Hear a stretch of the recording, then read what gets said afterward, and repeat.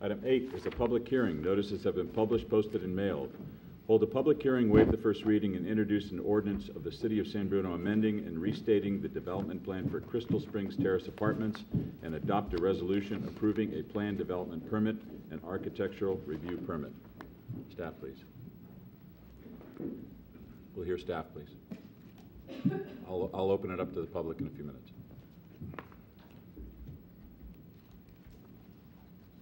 Thank you. Good evening, Honorable Mayor and members of the City Council.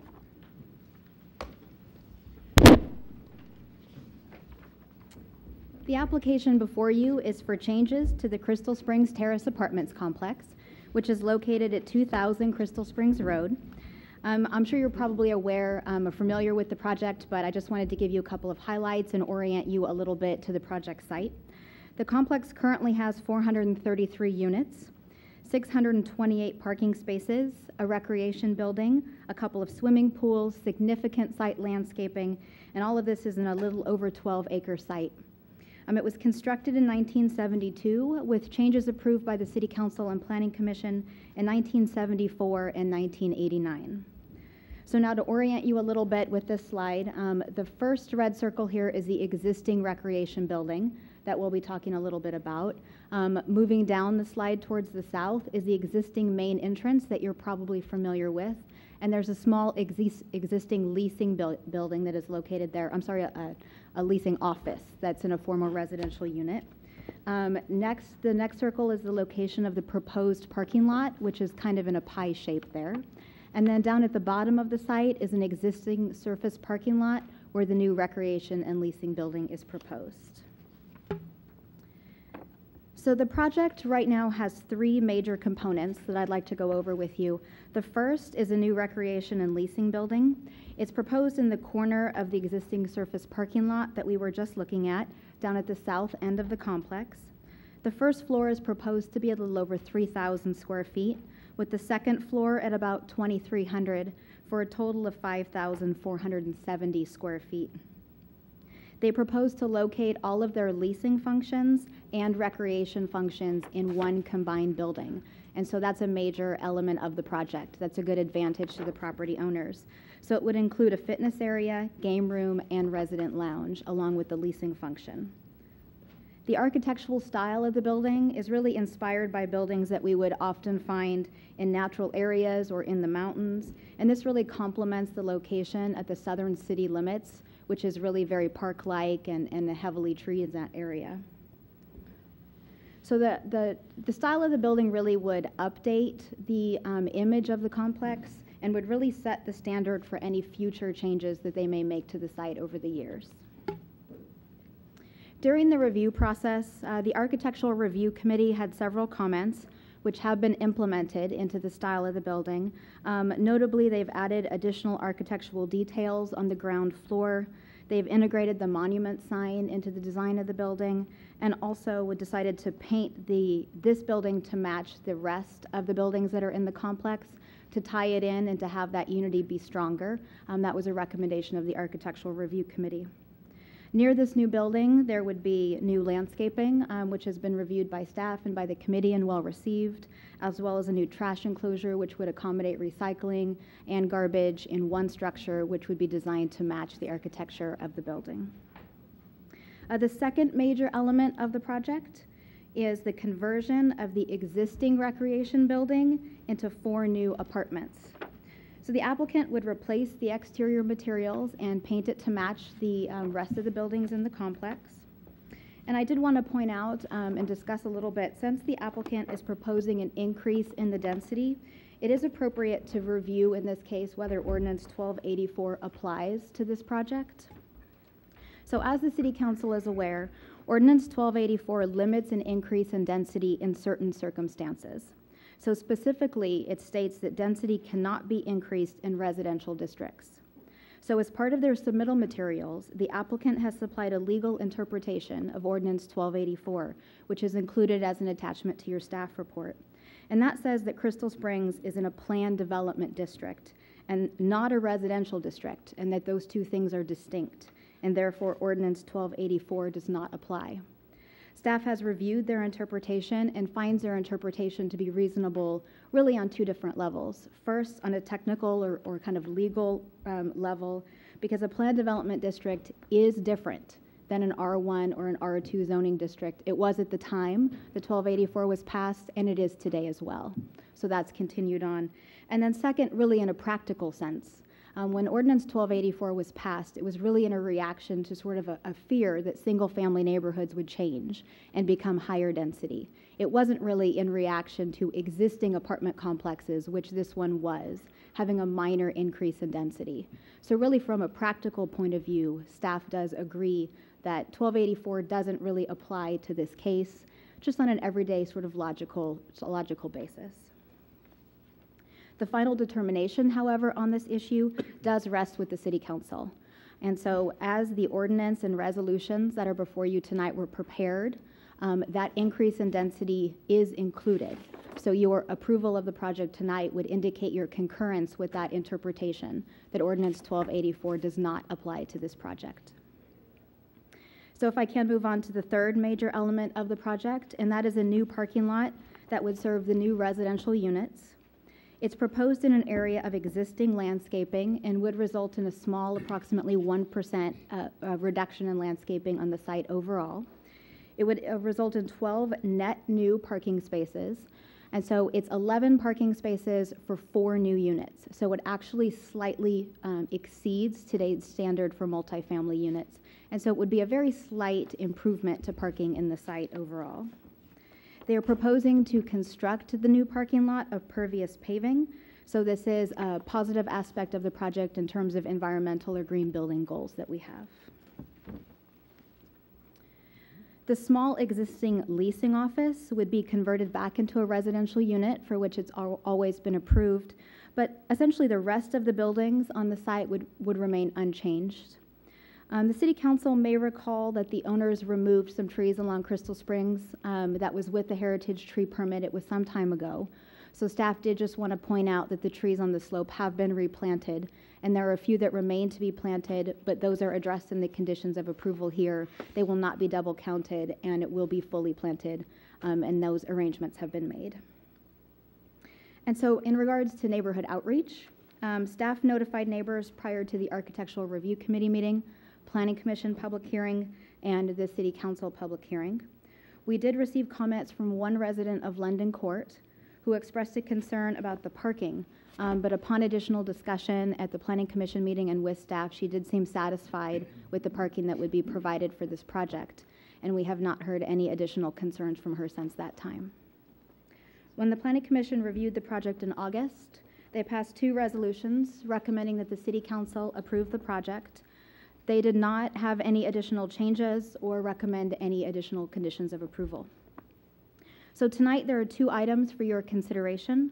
The first is the ordinance, which would amend the development plan.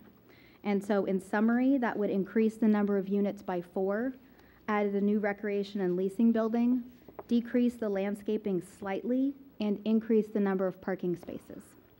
The second item is a resolution, which would approve the planned development permit and the architectural review permit. And so these are the kind of the implementing tools to implement the actual development plan. And this also includes the conditions of approval that would be placed on the project. So moving forward in terms of next steps, if the City Council approves this first reading, then the ordinance would return to City Council on November 9th, and then of course become effective 30 days later. In closing, staff would like to highlight the fact that we've worked very closely with this applicant over a fairly long stretch of time, and they really have worked with us well and made changes to the project to make those improvements, and as well as the recommendations made by the Architectural Review Committee. So staff recommends that the City Council introduce the ordinance and adopt the resolution tonight, and I would be happy to try to answer any questions you may have. Any questions of staff? Through the chair, I just wanted to touch bases on Ordinance 1284 to make sure that I have a clear understanding.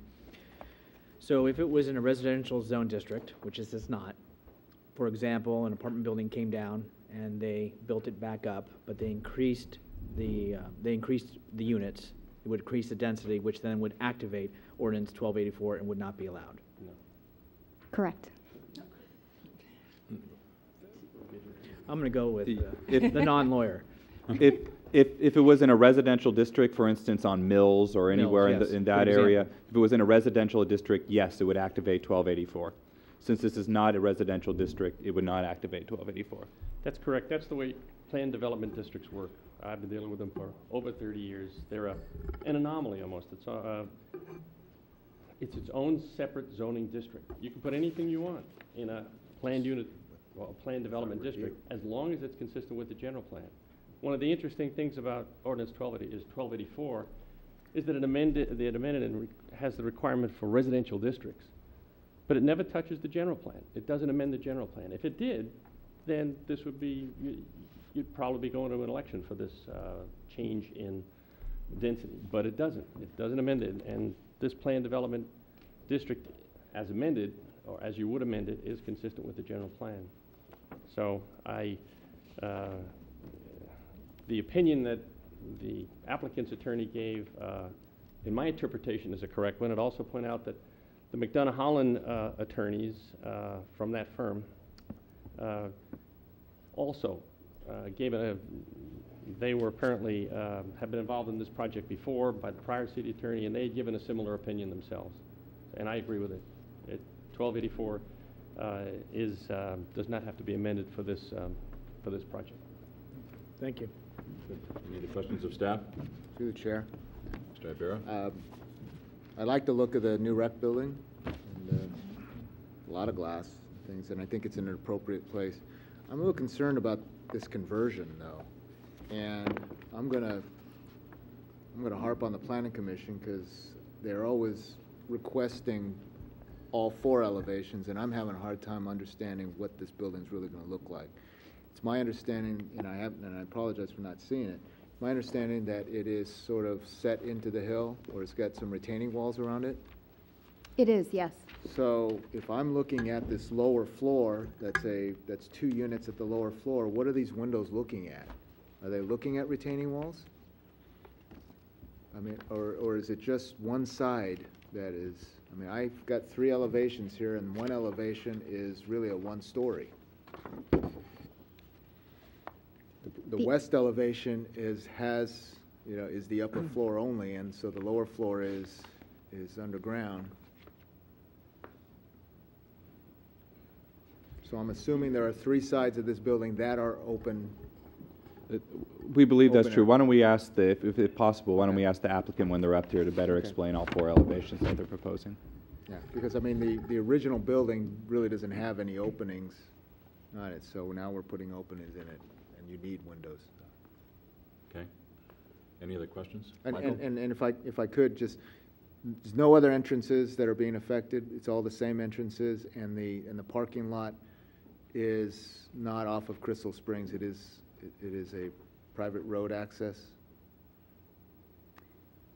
What's today the main entrance would sort of be de-emphasized with the project. Okay. And so the location in front of the new recreation and leasing building would kind of become the new main entrance, and the circulation would change a little bit there, but nothing that would have an impact on the city street.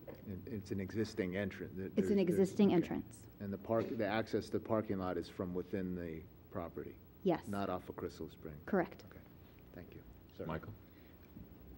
In that picture, kind of following up on Councilman Ibarra's question, it kind of looks to me like the area, the pie-shaped area that you said would be the new parking lot isn't quite accessible. It's surrounded by buildings, it appears in that picture. How would cars have access to that area?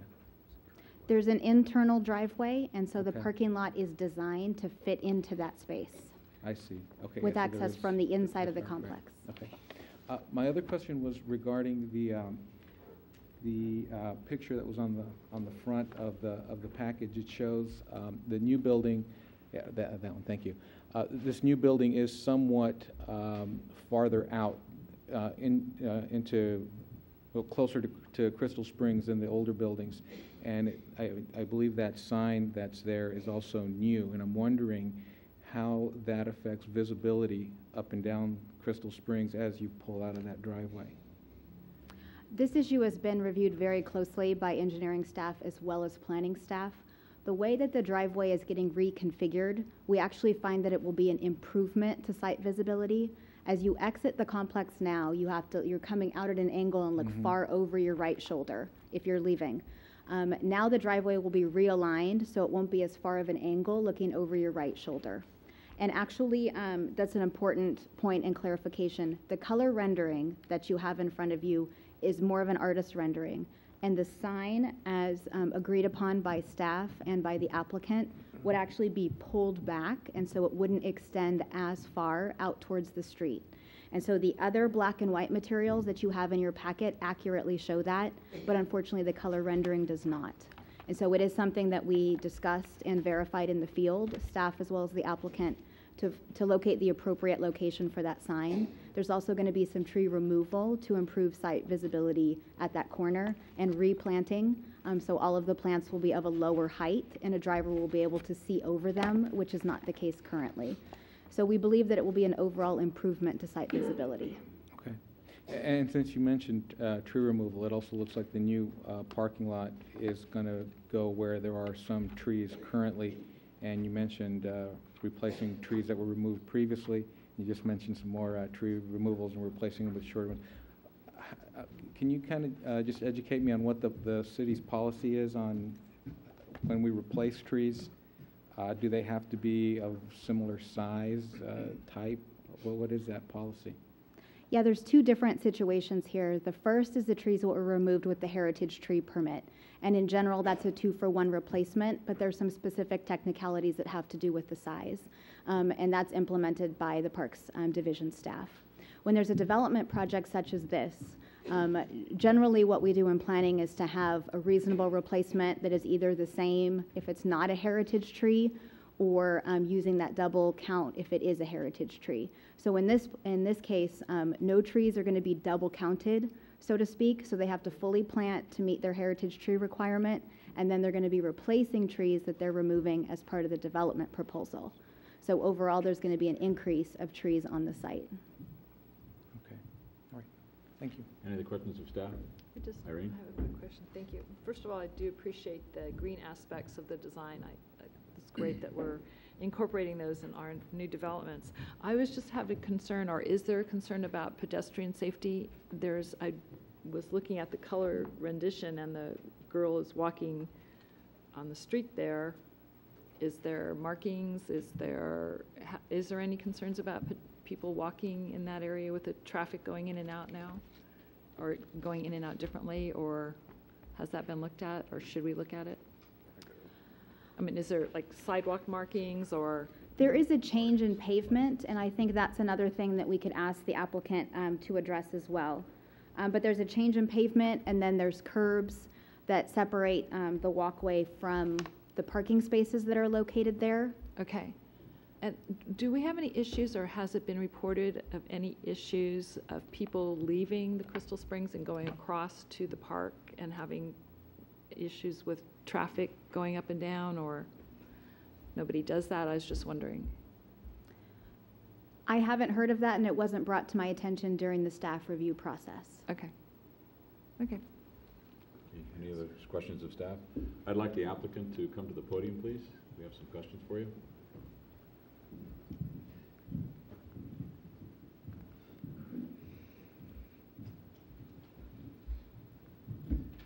Good evening, Honorable Mayor and City Council members.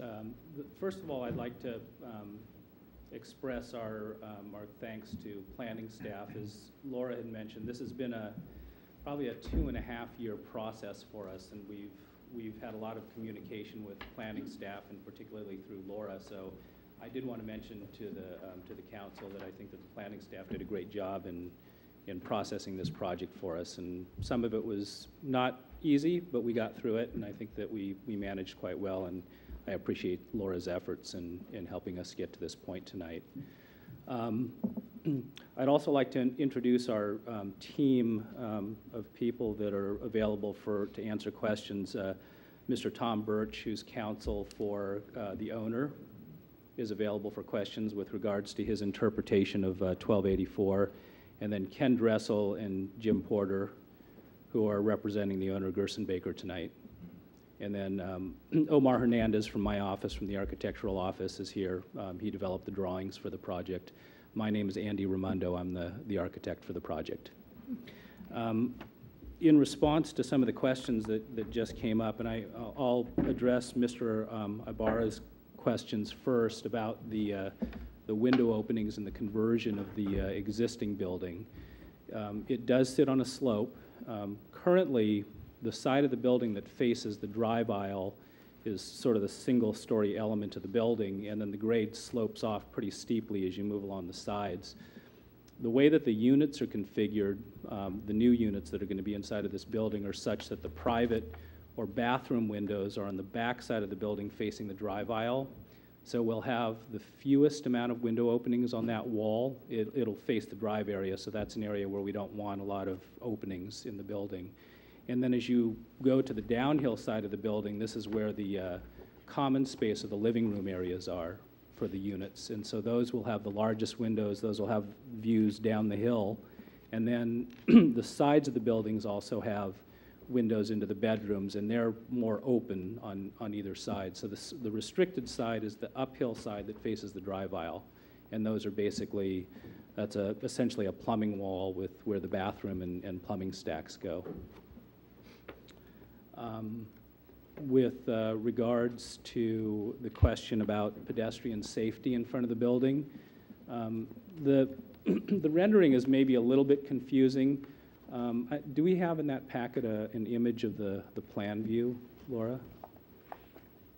Is there anything in there? Basically, what we created in front of that building is a pretty large concrete landing and a concrete pad area and a walkway that connects from the building and the pedestrian entrance building, so where you sort of see the trellis area in front of the building, is connected with a plaza area and then a walkway that goes back to the new parking. Okay. So they are connected, and they're distinct and separate from the drive aisle area. Okay. Okay. And then just a couple of general comments that I wanted to make. I think for us, one of the nice green aspects of this project, and when we were originally conceiving of it, was the idea that when we realized that we couldn't convert the existing rec building to house both the leasing function and the recreation facilities, and it was decided to create an entirely new building on the site, it gave us the opportunity to reuse the existing building.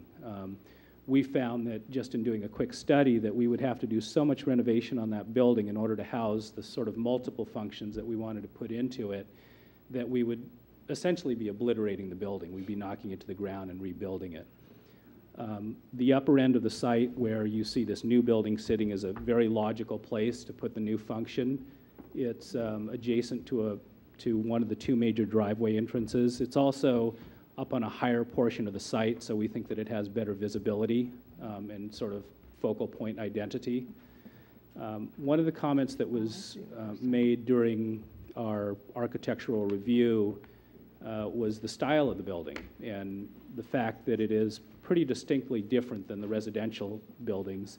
And one of the reasons that we departed from how the residential buildings are configured is sort of twofold. One is that the residential buildings are two-story, pretty plain, simple boxes with a single ridge line.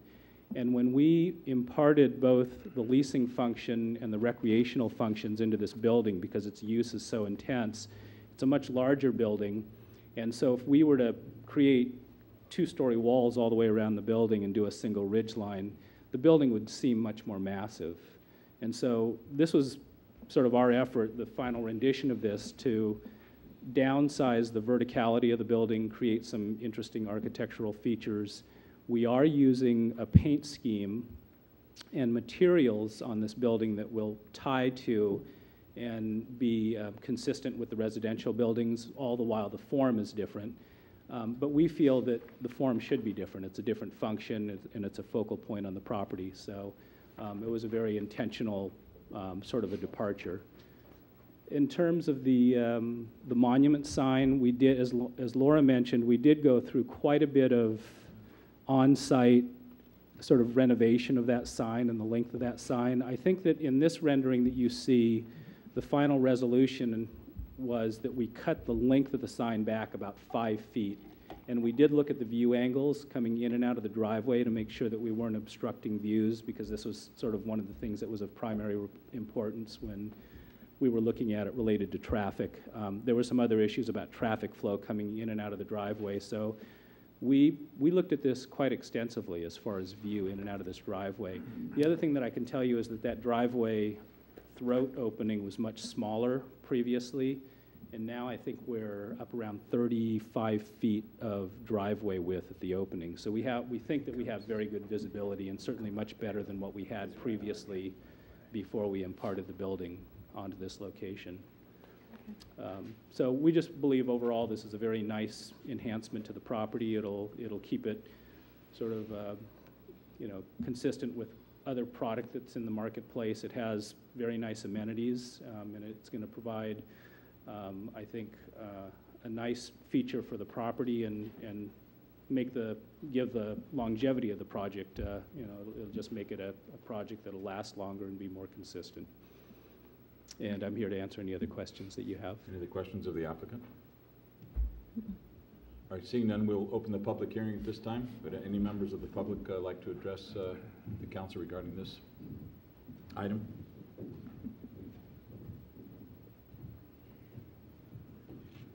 Alan Lupke, Fleetwood Drive. I don't think that the first reading of any city ordinance should be waived, and I request that the proposed city ordinance be read. This reading will provide television viewers, particularly those who don't get to the library and don't get to City Hall, the chance for full access to the information.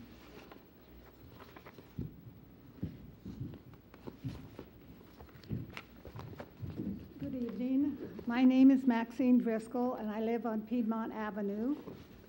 I understand that when the Crystal Springs apartments were first built, the number of parking places was deemed adequate and met the code in effect at that time. Now, tonight I thought I heard you say that there were 67 parking places for 132 units. I hope I heard that incorrectly. Anyway, it's quite obvious that the current renters have more cars than there are available parking places. The inadequacy of the site parking is obvious by the number of cars parked on the street that goes over the freeway and into Crestmore Avenue. On most weekends and evenings, that street parking is at capacity. Since I recognize the same cars parked there night after night, the cars must belong to the renters and not to visitors to the apartments. Periodically, the city workers post signs on the overpass stating no parking and a date. In fact, they did that a few days ago. They do this in order to clean the large amount of trash and debris left by the people who park there. They clean, and right now it's fairly clean for that area, but then the trash begins to accumulate again. As I drive up Crystal Springs Road, I frequently notice the gardeners taking excellent care of the apartment landscaping. It's really nice. It's pleasant to drive by that complex. Then I see the messy trash on the overpass. It is sometimes really a disgusting sight. There is also the danger that this trash might blow over the railing and onto the freeway below, causing an accident. Perhaps the apartment management could do one of the following. One, ask their tenants not to use the street or the overpass as their personal trash cans. Or two, they might instruct their groundskeepers to remove the trash left by their tenants on this overpass. I'm bringing this to your attention because I think we all want a clean and safe city and streets. Thank you. Thank you. Any other members of the public wish to speak on this? Seeing none? Move to close public hearing? Second. Motion and second to close the public hearing on the question. All those in favor? Aye. Opposed? A couple of questions to the city attorney. Give us the little parameters on first readings, reading them, not reading them. Yes, Mr. Mayor, the government code again allows city councils to waive the reading word by word of an entire ordinance. This is quite common. Virtually every city in California does it. That's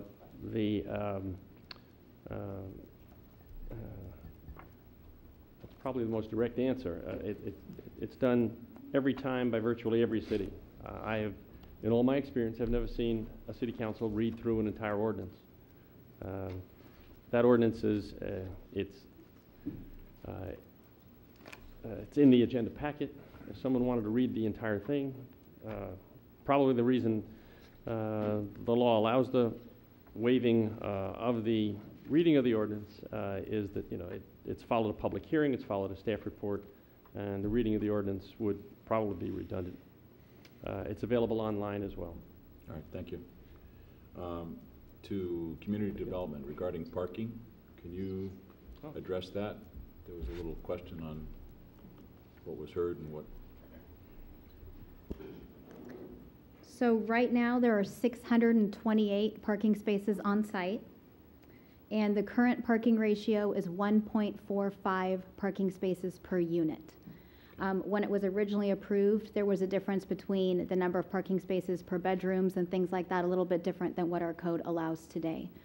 So under the proposed conditions, there would be 437 units, 639 parking spaces, for a parking ratio of 1.46 parking spaces. So that's a slight increase, very slight increase from pre-project conditions. Okay. Did the issue of the overpass and cleaning and parking on the overpass ever come up in planning or? We have seen people parking on the overpass, and there were residents that told us that that was the case.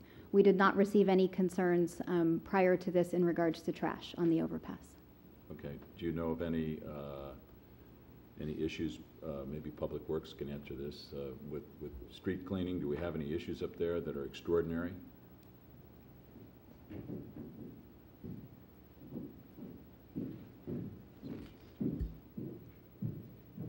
Honorable Mayor, Council members, good evening. This new section of the special attention was added to our program, I think 2 years ago, based on your direction. Wasn't a special program developed, or Public Works did not clean this section of the overpass before. Right now, I didn't, how was told by one of the residents that just was cleaned by Public Services a few days ago. Yes, I heard comment that whenever they are going back is very messy, but wasn't brought to my attention that this would create any special concern. All right, thank you. City Manager? I was just going to add that that additional special attention with the periodic special cleaning where cars are not allowed to park for a period of time in order that the street sweeper and the Public Works crews can get in was necessitated by some amount of concern that has occurred over a number of years. This procedure is similar to what we do down along Shelter Creek Lane, and has been a very effective means of maintaining at least a reasonable level of attention to those areas. But I think the director articulated exactly what we do and what we've observed up there. Okay. And maybe just as an aside, the management could kind of get the word out to encourage people to take care of their trash, their coffee cups and things. We'd really appreciate that. It would help us out. Irene? Thank you. Does anyone know where the nearest trash can closest to you is from there? Is there any way that you could put a trash can close by that people would be encouraged to throw their trash in there instead of on the street? Yes, no, maybe? It's too far? Yeah, it's too far. Okay. Okay, Well, thank you. let's see how that goes going forward. If not, we'll get you back here and have a little talk. Michael? Yeah, thank you. A couple of things. Mr. Lubke, regarding your question about the reading of the ordinance. I know when I was sitting down there, I was also wondering why we never got to hear the ordinances read. And actually, after reading a few of them, I don't regret not having that happen.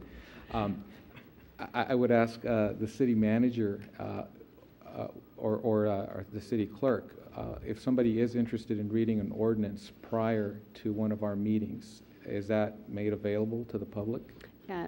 Absolutely. The packet is posted online. Mr. Lubke has correctly identified that not everybody has access to computerized information, however. In addition to making it available in that manner, the packet is available at the San Bruno Public Library. It is available through the city clerk's office at City Hall. And we make available any agenda items in written form to individuals who request that information. I believe the clerk is well prepared to provide that by mail or in the manner that the resident or interested party wishes to receive it. Okay. Oh, I'm sorry. That's correct. A summary, the law requires that we provide a summary, at least, of the ordinance to be published in the newspaper at least 10 days prior to any public hearing. So we do that as well. Okay, thank you. So, Mr. Lubke, hopefully that gives you some options. Yes, my request was based upon principle, and the principle stems from historic goings-on at these meetings, particularly with regard to several years ago the proposal of an increase in sales tax. And that particular ordinance, proposed ordinance, was first reading was waived, second reading was waived, and you know, there's no excuse for that, because we have people who rely solely on their knowledge of what's going on here at the city council meeting with what is seen here on television. So I just ask that we have more open visibility and we not try to hide anything. I felt that at the time of that sales tax was proposed that... Mr. Lubke, let's don't get off the track here, all right? It's been made very clear that this ordinance is readily available for anyone who wants to read it. Any action by the City Council? We need 2 actions here. Through the chair, before we do that, I would like to encourage the management also to a little outreach to the residents, and I'm probably going to go out, I'm going to assume that a majority of those that park on the overpass are residents of Crystal Springs Terrace apartments. There may be some that that live up the hill in other, but if that's the case, that a majority of them do park there, I would hope that they can take some care, just like the resident says, in helping maintain, you know, the beauty of that area. And if they don't, I'm sure this resident or other residents may come to us, and we may not be as accommodating, because we can put restrictions on that parking. So with that, unless there's no other comments, I'd like to make a motion to waive the first reading. And based on the motion's comments, I will also concur with everything he just said and second that. Motion and second to waive the first reading. All in favor? Aye. Through Chair, I'd like to introduce the ordinance or adopt the resolution. Ordinance first. Or introduce the ordinance for adoption. The ordinance. Councilmember Ibarra. Aye. Councilmember Salazar. Aye. Councilmember O'Connell. Aye. Vice Mayor Medina. Aye. Mayor Ruane. Aye. And now I'd like to adopt the resolution approving the plan development permit and architectural review permit. Councilmember Ibarra. Aye. Councilmember Salazar. Aye. Councilmember O'Connell. Aye. Vice Mayor Medina. Aye. Mayor Ruane. Aye.